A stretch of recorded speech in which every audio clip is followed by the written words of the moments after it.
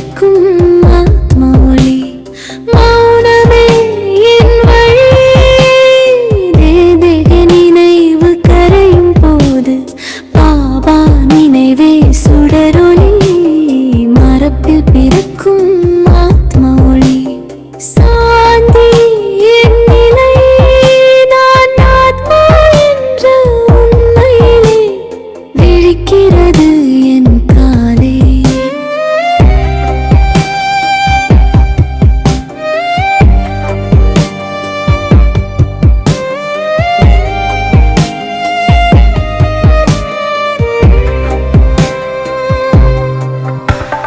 பழைய நினைவுகள் பனி போல் கரையுது.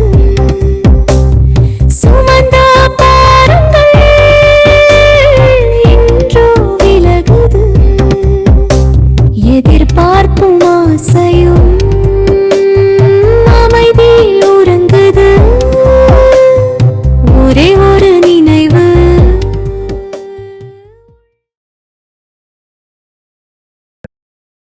இன்றைய ரிவைஸ் 16/12/2000 முரளி.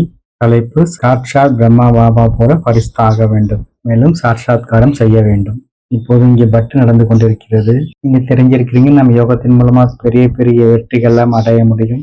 யோகத்தின் மூலமாக, தபஸ்யா மூலமாக, நம்மளுடைய கவன குவிப்பு மூலமாக நீங்கள் கேட்டிருப்பீர்கள். தன்னுடைய தபஸ்யா யோகத்தினால், இந்த கவன குவிப்பினால் ஒரு வெற்றி அடைந்திருந்தார். பெரியதிலும் பெரிய புஸ்தகம், மிக மொத்தமான புத்தகத்தையும் ஒரு பேப்பர் படிப்பது போல படித்து விடுவார். அது போல யோகம் நம்ம வாழ்க்கையிலும் இருக்க வேண்டும். இன்னொருவர் இருந்தார், அவரும் தன்னுடைய யோக சக்தியின் மூலமாக அந்த மாதிரி வெற்றி அடைந்திருந்தார். 2 இடங்களிலும் தென்படுவார். அவர் 2 இடங்களிலுமே பேசுவார். இப்படியாக யோகத்தின் மூலமாக நாம் வெற்றிகளை அடைய முடியும். இருந்தாலும் நம்மளுடைய கவன குவிப்பானது யோகமானது நிரந்தரமாக இருக்க வேண்டும். ஆக நாம் இந்த வகுப்பினுடைய முதல் பாயிண்டாக பார்ப்போம், சிறந்த பாக்கியத்தினுடைய ஜொலி. நம்ம வாழ்க்கையில் கிடைத்திருக்க இந்த சிறந்த பாக்கியம் யார் மூலமாக கிடைக்கிறது? கடவுள் மூலமாக கிடைக்கிறது. ஏனெனில் கடவுளானவர் சாதாரண ஆத்மாக்களாகிய நமக்கு தான் கிடைத்திருக்கிறார். பக்தியில் ஜனங்கள் தன் சரீரத்தை கரைத்தாலும் கூட கடவுள் கிடைக்கவில்லை. ஆனால் அது போல தபஸ்யா செய்தவர்களுக்கு கூட கடவுள் கிடைக்கவில்லை. ஆனால் சாதாரண ஆத்மாக்களாகிய நமக்கு கடவுள் கிடைத்திருக்கிறார். அப்படின்னா நீங்க யோசிச்சு பார்க்க முடியும் நம்மளுடைய பாக்கியம் எப்படிப்பட்டது என்று. சன்னியாசிகள் எல்லாம் சொல்லிட்டு போயிட்டாங்க, தெரியாது தெரியாது என்று. அவர் எங்க இருக்கிறார், எந்த மாதிரி ரூபத்தில் இருக்கிறார் என்றெல்லாம் அவர்களுக்கு தெரியாது. நாம் அந்த பரமாத்மாவை வந்தவுடனே மிக ஆழமாக தெரிந்து கொண்டோம். அவர் பரந்தாமத்தில் இருக்கக்கூடியவர். அவர் நம் சாதாரண ஆத்மாக்களுக்கே படிப்பிக்கிறார். முதலில் நம்ம அனைவருக்குமான பாக்கியம் என்ன? எல்லாத்துக்கும் முதல் பாக்கியம் கடவுள் நமக்கு கிடைத்திருக்கிறார். இப்ப நம்ம கேட்கலாம் நமக்குள்ளாரே, கடவுள் கூட நமக்கு அன்பு ஏன் குறைவாக இருக்கிறது? பாபா சொல்லியிருக்கார், குழந்தைகளை நீங்கள் பத்தித்தத்திலிருந்து பாவனமாக வேண்டும், மற்றவர்களையும் பத்தித்தத்திலிருந்து பாவனமாக ஆக்க வேண்டும், பாபாவை பிரத்யட்சப்படுத்த வேண்டும், இயற்கையின் 5 தத்துவங்களையும் தத்துவ பிரதானமாக ஆக்க வேண்டும். நாம் நம்முடைய கடமையை மறந்த காரணத்தினால் பாபாவிடம் நமக்கு அன்பு குறைவாக இருக்கிறது. பாபா சொல்றாங்க, கோடீஸ்வரன் லட்சியாதிபதி மூலமாக இயக்கத்தை நடத்த முடியும். நான் ஞானத்தை யாருடைய புத்தியின் மீது அமர்ந்தும் புரிய வைக்க முடியும். ஏனெனில் என்னை புத்திவானுக்கெல்லாம் புத்திவான் என சொல்லப்படுகிறது. ஆனால் நான் அப்படி செய்வதில்லை. ஏனெனில் நாடகத்தில் அப்படியாக இல்லை. ஏனெனில் நாடகத்தில் என் குழந்தைகளுக்கு தான் பாக்கியம் உருவாக வேண்டியிருக்கிறது. சாதாரண குழந்தைகளுக்கே பாபா பாக்கியத்தை உருவாக்குகிறார். அவர்கள் செல்வத்தையே வெற்றிகரமாக ஆக்குகிறார். உடலை இப்ப நம்ம பார்க்கலாம். உடலை வெற்றிகரமாக்குவது என்றால் என்னவென்று, என்னவெல்லாம் சேவை பாபாவிடம் இருக்கிறதோ, சென்டரை பார்த்து கொள்வதாக இருக்கலாம், இல்லை கிச்சனை பார்த்து கொள்வதாக இருக்கலாம், இல்லை ஞானம் சொல்வதாக இருக்கலாம், இல்லை கூட்டுவதாக இருக்கலாம். ஒவ்வொரு சேவையோடு நமக்கு கோடிக்கணக்கான மடங்கு சம்பாதனை இருக்கிறது. ஆக இந்த மாதிரி நாம் உடலால் சேவை செய்ய வேண்டும். அடுத்து இருப்பது மனதின் மூலமாக சேவை. நாம் நம்முடைய மனதை ஈடுபடுத்த வேண்டும். நிகழ்காலத்தில் மிக அவசியமானது என்னவென்றால் மனசா சேவைதான். நாம் பார்த்து கொண்டிருக்கிறோம், உலகத்தில் துக்கத்தினுடைய மழை விழுகிறது, இன்னும் விழத்தான் வேண்டும். மனித ஆத்மாக்கள் துக்கமா இருக்கிறாங்க, அசாந்தியா இருக்காங்க, குழப்பமா இருக்கிறாங்க, பயந்து இருக்கிறாங்க, டிப்ரெஷன்ல இருக்கிறாங்க, கவலையில இருக்கிறாங்க. இயற்கையினுடைய 5 தத்துவங்களுடைய குழப்பத்தினால வேதளிச்சிருக்கிறாங்க. வெள்ளம் வருவது, பூகம்பம் வருவது, வறட்சி வருவது, அலைப்பாய்ந்து கொண்டிருக்க ஆத்மாக்களின் தாக்கத்துல ரொம்ப வேதளிச்சிருக்கிறாங்க.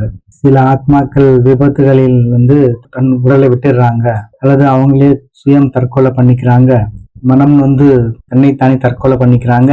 அந்த மாதிரி ஆத்மாக்கள் மனிதர்களுக்கு ரொம்ப தொல்லை கொடுக்கிறது. அடுத்தவங்களுடைய சரீரத்துல பிரவேசமாகி ரொம்ப துக்கம் கொடுக்கிறது. ஆக இப்பொழுது மனசா சேவையின் மூலமாக மனதால் பரமாத்மாவை நினைவு செய்து சுகம், அமைதி மற்றும் தூய்மையினுடைய வைப்ரேஷன்களை பரப்புவதனால், இயற்கையில் பரப்புவதால், உலகத்திற்கு சக்தி கொடுப்பதால் இந்த அனைத்து ஆத்மாக்களின் துக்கங்கள் கூட தூரமாகி விடுகின்றன.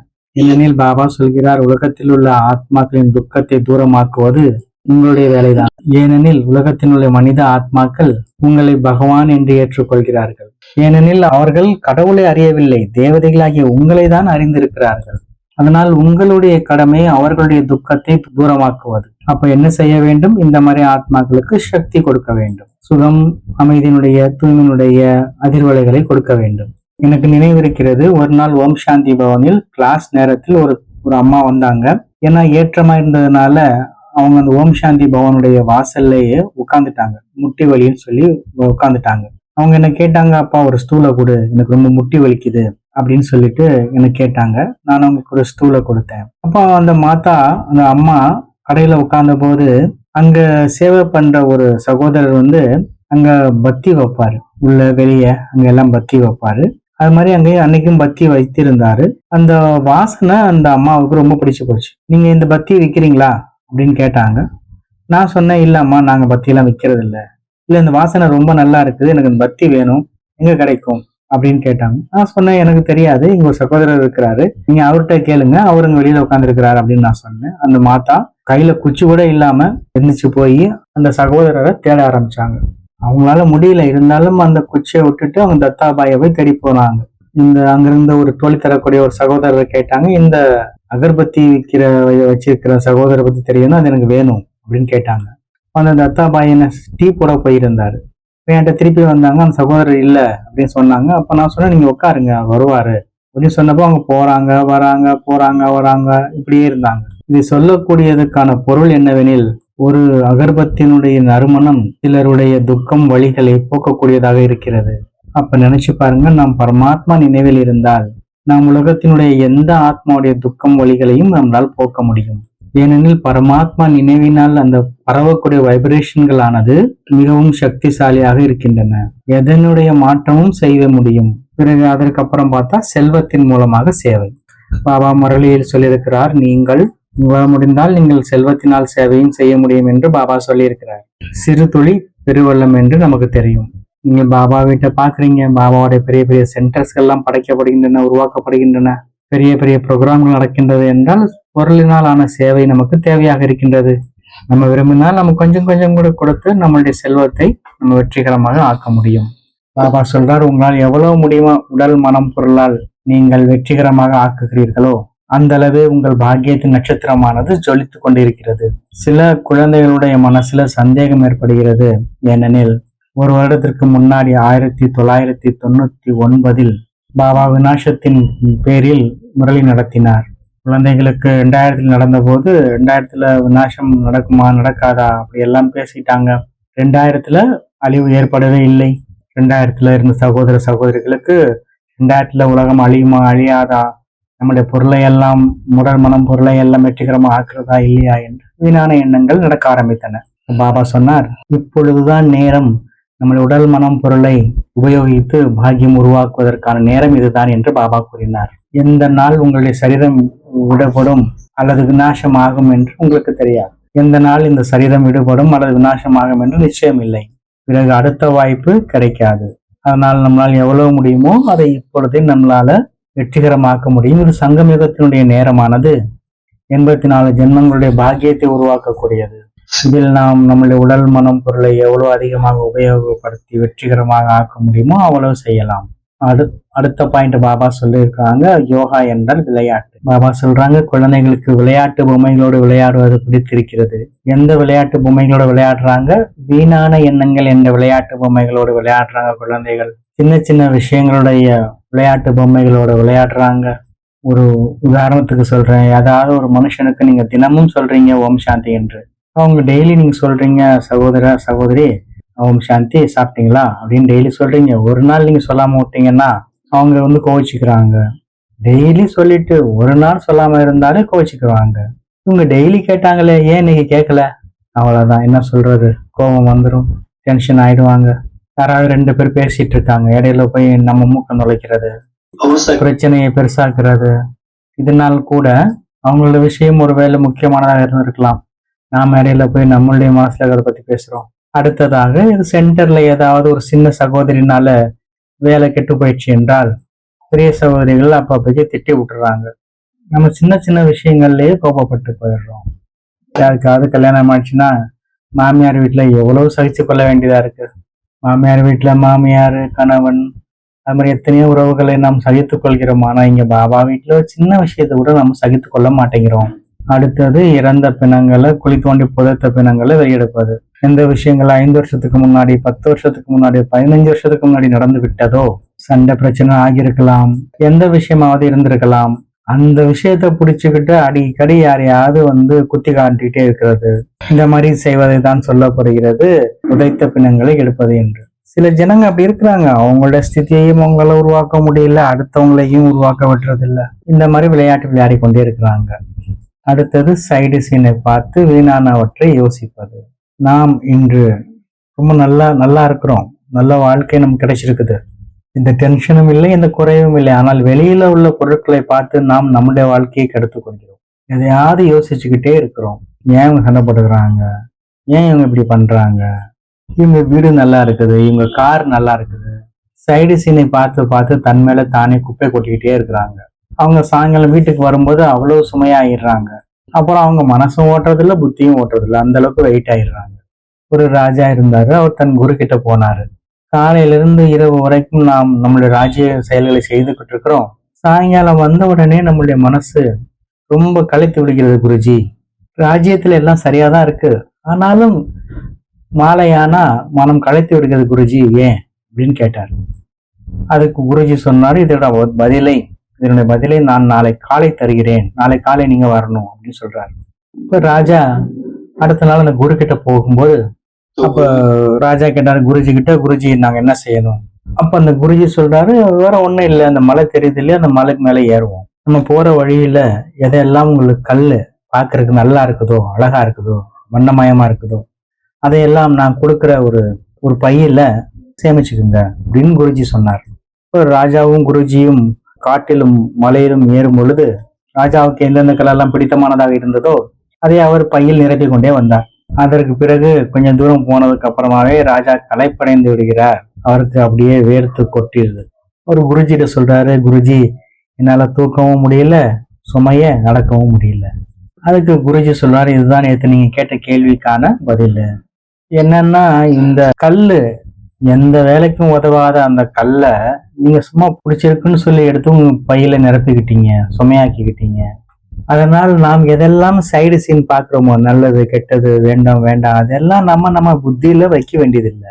ஒருவேளை ஏதாவது வைக்க வேண்டும் என்றால் அடுத்தவர்களுடைய விசேஷத்தன்மையே நாம் வைக்க வேண்டும். வீணான விஷயங்களை வைப்போமானால் மனசு சுமையாகிவிடும். அடுத்தது பாபா சொல்கிறார், அடுத்தவர்களுடைய கவர்ச்சியில் போய் மாட்டுவது. நீங்க பார்த்திருப்பீங்க சிலருடைய அழகுல மயங்கிறது, சிலருடைய குணங்கள்ல மயங்கிறது, சிலருடைய காரியங்கள்ல மயங்கிறது. இப்படி ஒருத்தர் மது அருந்துகிறார் என்றால் நீங்க அவர்கிட்ட இருந்தீங்கன்னா அந்த சமஸ்காரம் உங்களுக்கும் வந்துடும். எப்படி யாராவது ஒருத்தர் சும்மா சண்டை போட்டுட்டு இருக்கிறார் என்றால் அவருடைய சமஸ்காரம் நீங்க அவருக்கு அருகாமையில் இருந்தீங்கன்னா உங்களுக்கு வந்துவிடும். அதனால அவர்களிடம் உள்ள விசேஷ தன்மைகளை, குணங்களையே நாம் பார்க்க வேண்டும். நாம் மற்றவர்களுடைய பிரபாவத்தில் போகக்கூடாது. சொல்றாங்க இல்லையா, பூவோட சேர்ந்த நாரும் மணக்கும் என்று சொல்றாங்க இல்லையா. தங்கம் கூட சேத்துல இருந்தா தங்கம் கூட தன்னுடைய ஜொலிப்பை விட்டு விடுகிறது. நாம் வாழ்க்கையில் யாருடனாவது இருக்கிறோம் என்றால் நம்முடைய சகவாசம் நல்லதாக இருக்க வேண்டும். அவர்களுடைய சகவாசத்தின் பிரபாவம் நம்ம வாழ்க்கையிலும் வரும். யாராவது ஒரு தவறான மனிதரோடு நாம் சகவாசம் கொண்டிருந்தோமானால் அவருடைய தவறான விஷயங்கள் நம் வாழ்க்கையிலும் வர ஆரம்பித்து விடும். பாபா சொல்கிறார், சில பேர் இருக்கிறாங்க, மற்றவர்களின் விஷயத்தை ரொம்ப ஆர்வமா கேட்கிறாங்க, அதை மற்றவங்களுக்கும் ரொம்ப இன்ட்ரெஸ்டா சொல்றாங்க. இந்த மாதிரி விஷயங்கள் குழுவினுடைய சூழ்நிலையை கெடுக்கின்றது. இந்த மாதிரி வீணான விஷயங்களை எந்த மனிதர்கள் செய்கிறார்களோ அவர்கள் ஒரு பொழுதும் முழுமைத்தன்மையை அடைய முடியாது என்று பாபா கூறுகிறார். அடுத்து யோகம், அதாவது சமஸ்காரத்தை மாற்ற வேண்டும். நாம் நம்முடைய சமஸ்காரங்களை மாற்ற வேண்டும். சிலரிடம் கோபப்படுகின்ற சமஸ்காரம் இருக்கலாம், காமிகாரத்துடைய ஆசை வைக்கலாம், சும்மா கோபப்படலாம், அகங்காரத்தில் மற்றவர்களை தன்னை விட குறைச்சலா எடை போடுறது, மற்றவர்களுடைய முன்னேற்றத்தை பார்த்து பொறாமைப்படுவது, இந்த மாதிரி சமஸ்காரங்கள் கூட நம்ம முயற்சியுடைய வாழ்க்கையில் அப்பப்போக்கு தடையாக உருவாகி விடுகிறது. இந்த சமஸ்காரங்கள் மற்றவர்களுடைய முன்னேற்றத்துக்கு கூட ஒரு சாக்காக அமைந்து விடுகிறது. நாம் மற்றவர்களுடைய சமஸ்காரத்தையும் மாற்ற வேண்டி இருக்கிறது. நாம் மற்றவர்களுடைய சமஸ்காரத்தை எப்படி மாற்ற முடியும்? பாருங்க, யாருக்காவது கோபம் வருது, நீங்க சொல்றீங்க அப்பா நீ ரொம்ப கோவப்படுற அப்படின்னு சொன்னீங்கன்னா அவர் இன்னும் கோச்சுக்குவார். ஆனால் அவருடைய சமஸ்காரத்தை மாற்றுவதற்காக நாம் அவரை புகழ வேண்டும். நேற்று நீங்க ரொம்ப நல்லா சிரிச்சு பேசுனீங்க, பாக்குறதுக்கு ரொம்ப நல்லா இருந்துச்சு, இன்னைக்கு நீங்க கோச்சு போகும்போது நல்லா இல்லை பாக்குறதுக்கு. எப்போ அவங்களுக்கு அது உள்ளுக்குள்ளார தோணும் போது அவங்க உள்ளுக்குள்ளார தன்னை மாற்றிக் கொள்கிறார்கள். யாருக்குள்ள வீணான சமஸ்காரங்கள் இருந்தாலும் அதை மாற்றிக்கொள்ளலாம். பாபா அடுத்ததாக தன்னுடைய சமஸ்காரங்களை பிரம்மா பாபாவுக்கு சமமாக மாற்ற வேண்டும் என்கிறார். இப்படி பிரம்மா பாபாவுக்குள்ளார என்ன சமஸ்காரங்கள் இருந்தன? சகிப்புத்தன்மை மற்றும் வெறுப்பற்ற தன்மையோட சமஸ்காரங்கள் இருந்தன. நீங்க பார்த்திருப்பீங்க, யஜ்யத்தின் ஆரம்பத்துல எத்தனை மனிதர்கள் பாபாவை திட்டினாங்க, கல் வீசினாங்க அவர் மேல. அது மட்டும் இல்லாம சுயம் வீக்கிய குழந்தைகளே பாபாவை திட்ட ஆரம்பிச்சாங்க. ஆனால் பாபா எல்லாத்தையும் பொறுத்து கொண்டு தைரியத்தின் அடிப்படையில் தன்னைத்தானே அவர் நடத்தி கொண்டார், பார்த்து கொண்டார். பாபா சம்பூர்ணம் அடைந்தார், மேலும் யஜ்யம் முன்னேற்றம் அடைந்தது. ஒருவேளை பாபாவுக்குள்ள தைரியம் இல்லாமல் இருந்திருந்தால், சகிப்புத்தன்மை இல்லாமல் இருந்திருந்தால், அப்புறம் பாபாவுக்குள்ளாரும் மற்றவங்களுக்கும் என்ன வித்தியாசம் இருந்திருக்க முடியும்? எதுவுமே இல்லை. அதனாலதான் பாபாவை சிருஷ்டியினுடைய ஆதிபிதா என்று சொல்லப்படுகிறது. மேலும் பாபாவுக்குள்ள எந்த ஒரு சிசுத்தன்மை இருந்தது? பாபா எல்லையற்ற வைராகியாக இருந்தார். பாபா ஒரு ஜுவல்லராக இருந்த போதிலும், பொருளால் நிறைந்திருந்த பொழுதிலும், நல்ல பெயர் புகழ் இருந்த பொழுதிலும் பாபா தன்னுடைய அனைத்தையும் உலக மாற்றத்திற்கான காரியத்தில் ஈடுபடுத்தி விட்டார். அப்படியாக நாம் அனைத்து குழந்தைகளும் உலகத்தில் நீங்க பார்த்து கொண்டிருக்கிறீர்கள், அவ்வளவு அசாந்தி இருக்கிறது, ஒரு ஜனங்க பயந்து குழப்பமடைஞ்சு இருக்கிறாங்க. நாம் சேவை செய்து நம்முடைய அனைத்தையும் ஈடுபடுத்தி உலகத்தினுடைய மாற்றம் செய்ய முடியும். பாபா வேற எப்படியா இருந்தாரு? பாபா குழந்தையாகவும் இருந்தார், எஜமானனாகவும் இருந்தார். ஏதாவது ஒரு குழந்தை ஓடி போய் பாபாட்ட ஒரு ஆலோசனை சொன்னாலும் பாபா குழந்தையாயிட்டு அந்த ஆலோசனையை கேட்டுக்கொள்வார். இன்றைய காலத்துல ஏதாவது ஒரு இன்சார்ஜுக்கு நீங்க போய் சொன்னீங்கன்னா அவர் கோச்சுக்குறாரு. ஆனா பாபாவிடம் ஒரு சின்ன குழந்தை போய் ஒரு ஆலோசனை சொன்னாலும் பாபா கேட்டுக்குவார், என்ன சொல்றது குழந்தை என்று. பாபாட்ட அந்த மாதிரி ரெஃப்யூஷன் இல்லாம இருந்துச்சு. பாபா மறுத்தளிக்கவில்லை, மறுப்பு கூறவில்லை. பிறகு அவருடைய ஆலோசனையும் சொல்லுவார். பாபா நிரகங்காரியாகவும் இருந்தார். இவ்வளவு பெரிய யஜ்யத்தை நடத்தக்கூடியவராக இருந்தாலும் எல்லாத்திலுமே மிக எளிதாக இலகுவாக இருந்தார். எந்த விதமான அகங்காரமும் அவரிடம் இல்லாமல் இருந்தது. இப்படியாக தான் பாபா கூறியிருக்கிறார், இப்படியாக பாப் சமான் பரிஸ்தா ஆகுவதற்காக நீங்கள் தன்னிடமுள்ள எல்லாத்தையுமே வெற்றிகரமாக மாற்ற வேண்டும். கடைசி விஷயமாக பாபா கூறியது என்னவெனில், உலகத்தில் பொல்யூஷன் அதிகமாக இருக்கிறது. அதுபோல மனிதர்களுடைய புத்தியில் வீணான எண்ணங்கள் என்ற பொல்யூஷன் அதிகமாக இருக்கிறது. அதை நாம் அந்த பொல்யூஷனை அழிப்பதற்காக நல்ல எண்ணங்கள்னால் நாம் நல்ல வைப்ரேஷனை கொடுக்க வேண்டும். முழு உலகத்திற்குமே நல்ல வைப்ரேஷனை கொடுக்க வேண்டும். நல்லது. ஓம் சாந்தி. 2000 வருஷம் முடிச்சிட்டோம். முரளிய 21ஆம் நூற்றாண்டு அழைக்கிறது. பாபா புது உலகம் படைத்து கொண்டிருக்கிறார். இன்று நாளையுடைய விளையாட்டு. பாபா கேட்டாரு, சேமிப்பு கணக்கை செக் பண்ணீங்களா? சேமிப்பு கணக்கை செக் பண்ணீங்களா? பாபா கேட்டார். பாபா சொல்றாங்க. பிறகு அம்மா பாபாவுடைய உதாரணம் கொடுத்தாங்க. யோக யுக்தத்துல சாதாரண தன்மை வந்து விடுகிறது என்றால் என்ன ஆயிடுறீங்க? சாதாரணமா ஆயிடுறீங்க. அப்போ சேமிப்பு கணக்கு என்னவாகிறது? குறைந்து விடுகிறது. வளர்ச்சியில் எங்க வித்தியாசம் ஏற்படுகிறது? இதையும் கூறினார். கொஞ்சம் அடைஞ்சு கொஞ்சம் எடுத்துக்கொண்டால் திருப்தி அடைவதில்லை. சேவையினுடைய முயற்சியில் என்னுடையது என்று வந்துவிட்டால் சேமிப்பு கணக்கு குறைந்து விடுகிறது. டைமண்ட் சேவையானது சுபபாவனையோடு செய்வோமானால் சேமிப்பு கணக்கு முழுமையடையும். சேவையை சுபபாவனையோடு செய்யும் போது சேமிப்பு முழுமையாக கிடைக்கும். சிரேஷ்டமான எண்ணங்களை வைத்து ஆசீர்வாதம் கொடுத்தால் ஆசீர்வாதம் கிடைக்கும் என்று பாபா கூறினார். அகண்ட மகாதானி ஆகும்போது மனம் சொல் செயல் மூலமாக நாம் சேவை செய்யலாம். பாபா சொல்றாங்க, எப்படி பிரம்மா பாபா சிவபாபாவை ஃபாலோ செய்தாரு, அது போல குழந்தைங்க நீங்களும் ஃபாலோ செய்ய வேண்டும் பிரம்மா பாபாவை என்று கூறினார். உலகத்துக்காரங்க ஏதாவது சொல்லிக்கிட்டு தான் இருப்பாங்க, கத்துவாங்க. ஆனா நீங்க சேவை செய்து கொண்டுதான் இருக்க வேண்டும். பின் நகரக்கூடாது, பின் வாங்கக்கூடாது. மீண்டும் பாபா அம்மா பாபாவுடைய உதாரணம் கொடுத்தாங்க. சோம்பேறி தினத்தை விட வேண்டும். செய்விப்பவர் செய்து கொண்டிருக்கிறார். நம் மூலமாக குழந்தைகள் மூலமாக செய்து கொண்டிருக்கிறார். பாபா நம் எண்ணம் செய்தவுடனே அது பாபாவிடம் போய் சேர்ந்து விடுகிறது என்று பாபா சொன்னார். மதுமண்ல மிக அதிகமான தண்ணி கஷ்டம் இருந்தது. அதன் மேல சகோதரி சொல்லியிருந்தாங்க. பாபா சொல்றாரு, அதுக்கு குழந்தைகள் எண்ணம் பண்ணின உடனே அது பாபாவிடம் சேர்ந்து விடுகிறது. அந்த மாதிரி குழந்தைகளுக்கு பாபாவும் ரிட்டர்ன் கொடுத்து கொண்டிருக்கிறார். குழந்தைகளே, எண்ணங்களோ பாபாவிடம் வந்து சேர்ந்தே விடுகின்றன தான். பாபா ஆக்டிவிட்டி செய்ய வச்சாரு. நாம 21ஆம் நூற்றாண்டுல போய் கொண்டிருக்கிறோம், புது உலகத்துல போகக்கூடியவங்க என்று பாபா சொன்னார். பாபா கூறினார், தரக்கூடிய தேவதையை ஆக வேண்டுமே தவிர வாங்கக்கூடியவங்களும் ஆகக்கூடாது என்று பாபா கூறினார். அனைவருக்கும் மரியாதை கொடுக்க வேண்டும், மரியாதை பெற வேண்டும். தேவதை என்று தன்னை புரிந்து கொண்டு அனைவருக்கும் அனைத்தையும் கொடுக்க வேண்டும். பழைய தன்மையை விட வேண்டும்.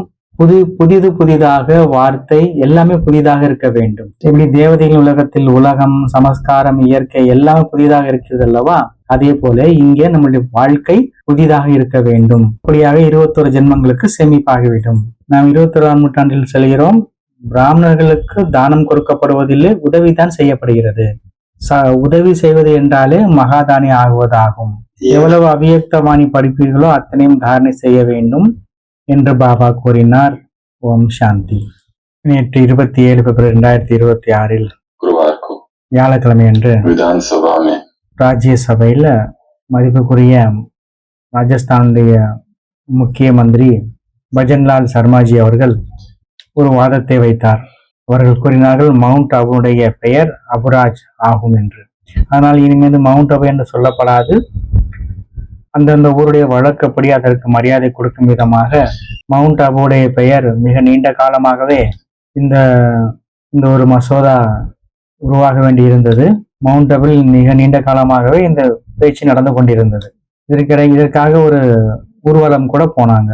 மவுண்ட் அபுடைய பெயர் மாற்ற வேண்டும் என்று ஊர்வலம் எல்லாம் சீரும் சிறப்புமா போனாங்க. அந்த நாள் நேற்றைய நாளாக இருந்தது.